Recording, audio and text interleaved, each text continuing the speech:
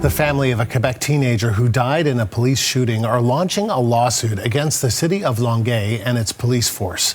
Nooran Rezayi was killed near Montreal after a 911 call reported a group of armed people. He himself was unarmed at the time.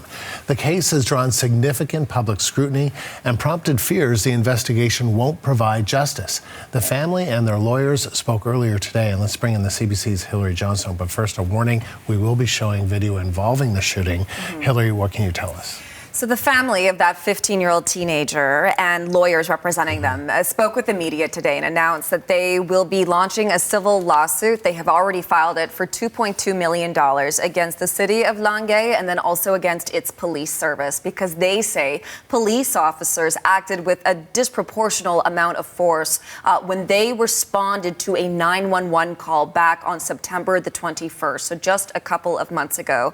That 15-year-old is on the left-hand side of your screen there, along with his father. And what we know is that this 911 call was placed reporting that there was a group of people in dark clothing, that some of them were wearing masks, and that they may have been armed. And police then responded to this scene in a residential area. And as we have seen in some new videos that were released today by the lawyers representing that teenager's family, you can see a number of young people who are on a curb on the side of a residential road, but who, as we see in that video, don't seem to be doing anything criminal in nature at the time that this video is being taken.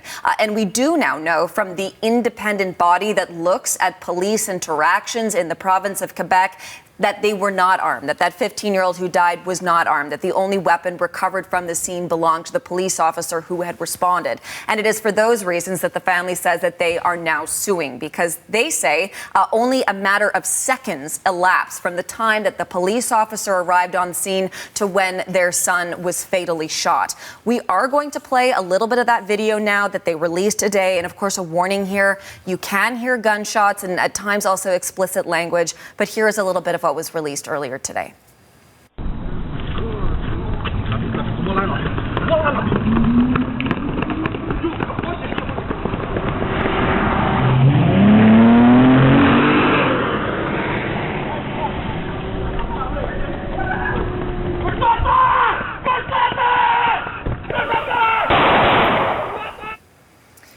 So you can see that police car speed along that residential street. You can hear those gunshots. That teenager was shot off camera. We don't see that happening. But there was another video released today that I'm going to play now, and I'm going to speak over it. This is from 4 minutes before the police arrived on the scene. And the family and the lawyers representing them say that what this shows is a group of 6 young people who were doing nothing other than sitting on a curb on the side of the road, and that they were not threatening, they were not menacing, and that they were not armed. This is what the family and the lawyers representing the family came out and said today. And they say this is why they are so upset, that they don't understand why the police responded, chased them in that vehicle, and then opened fire, killing that 15-year-old. I want to play a little bit of what we heard from that teenager's mother today when she spoke about the need for justice for her son. Police officers are supposed to be trained. They must make sure there is a real danger before shooting. We want justice.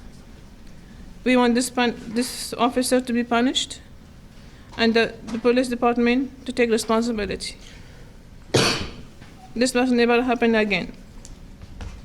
There cannot be another Nooran. The family is also upset about how long it took for them to be notified that their son had been killed. They only lived 10 minutes away from where all of this happened. And they say, despite that, it took 5 hours for them to learn that he had died, despite the fact that other young people who were at that scene that day identified him to police very quickly. And the police watchdog investigating the shooting is facing criticism. What can you tell us about that? That's right. So it's called the BEI, the Bureau des Enquêtes Indépendantes. And despite the fact that they have opened more more than 450 investigations in the nearly decade that they have been operating, very few criminal charges have ever been brought through their investigative work. There have been criticism that they are too pro-police and that a number of their investigators are former police officers themselves. Now, the director of that body took an extraordinary step after this investigation was opened by speaking with the media, trying to defend its integrity, the body's integrity, and its independence as well.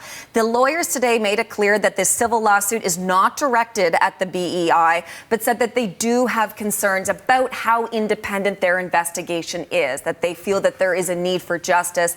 They also say that more than anything, their biggest concern is the way the police officers responded that day and that they opened fire on that teenager. Here's a little bit of what we heard from one of the lawyers.